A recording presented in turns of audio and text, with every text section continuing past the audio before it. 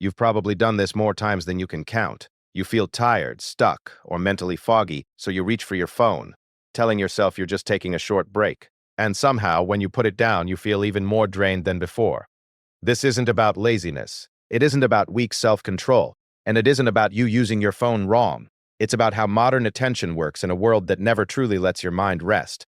Most people recognize this pattern immediately. You're working, studying, or just thinking through something, and your brain starts to feel heavy. So you open social media, check messages, or scroll through videos, expecting a small mental reset. For a moment, it feels comforting.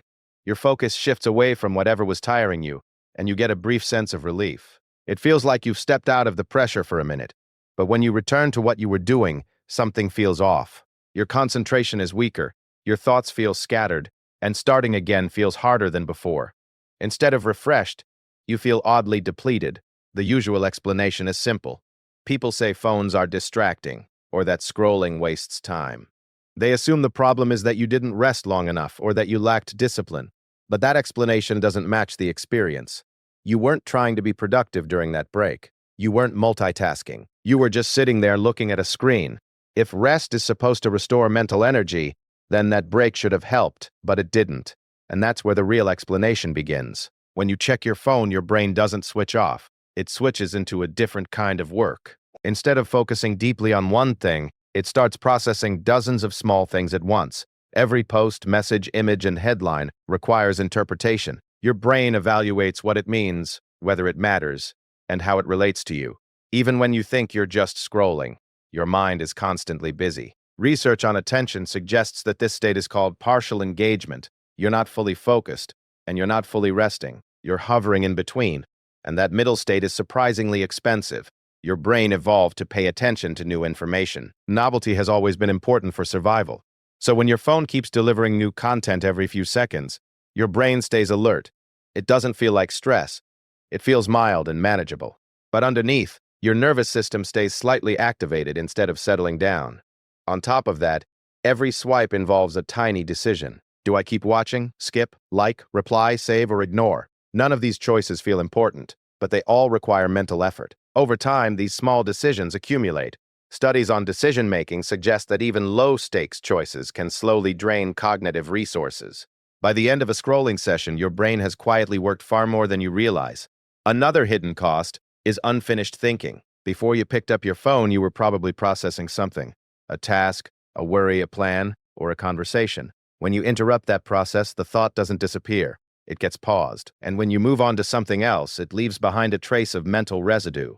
These unfinished threads pile up in the background. Your mind holds on to them without resolving them. That creates a feeling of mental clutter that makes everything feel heavier. Phones also expose you to constant emotional signals. News updates, arguments, success stories, complaints, and subtle comparisons all pass through your awareness. Even if you don't consciously care, your brain still registers them.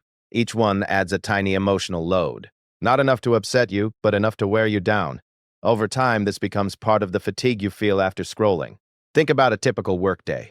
You're answering emails, switching between tabs, thinking about deadlines, and trying to stay organized. When you take a break, you open your phone and jump into another stream of information. Instead of leaving the mental environment, you just move to a different one. The pace stays fast. The input stays constant. Your brain never gets a chance to slow down. Or imagine studying for an exam. You read for 20 minutes, feel tired, then watch short videos for 5. When you return, the material feels harder, not easier, to understand. That's because your attention system never recovered. It just shifted gears and kept running. Many people assume they're tired because they aren't working efficiently enough. They think something is wrong with their motivation. But in reality, their minds are rarely given true downtime. Modern breaks are filled with stimulation. Silence is replaced with content. Boredom is replaced with scrolling. Stillness is replaced with notifications. So rest becomes shallow. It looks like rest from the outside, but internally your brain is still busy. This leads to an uncomfortable realization. Much of our daily tiredness doesn't come from effort alone. It comes from never fully stopping. We live in a state of constant low-level engagement.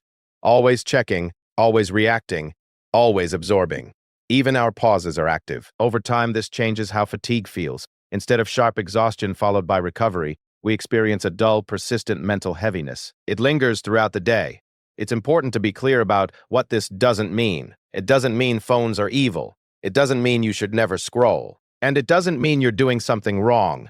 Digital tools are designed to deliver information efficiently. They are built to keep your attention engaged. Your brain responding to that is normal. This also doesn't mean you need to become perfectly disciplined. No. One has unlimited control over attention in an environment engineered to capture it. Expecting that is unrealistic. The issue is structural, not personal. Our daily environments rarely allow true cognitive rest anymore. That's the context most people are operating in. When you feel tired after doing nothing, it's usually because you weren't actually doing nothing. Your mind was working quietly the entire time. It was evaluating, choosing, reacting, comparing, and holding unfinished thoughts. It was processing more than you realized. That's why putting your phone down doesn't always feel relieving. You're stepping out of one stream of effort into another, not into rest. And over time, that pattern shapes how your days feel. Not dramatically, not in obvious ways, but in subtle cumulative ones. You start feeling mentally crowded. Focus becomes fragile. Starting tasks feels heavier than it used to, not because you're weaker, but because you're rarely fully recovered. Many people blame themselves for this. They think they should be more energized, more disciplined, more resilient, but that blame misses the real cause. Your brain is responding logically to constant stimulation. It's trying to keep up. It's doing its job. The quiet truth is that modern life makes deep rest rare. Even in moments that look peaceful, our minds are often still running. So when you notice that checking your phone leaves you more tired than before, that's not a personal failure. It's a signal about how attention works in this environment.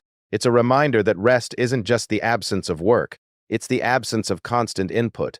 And for many of us, that absence has become surprisingly hard to find.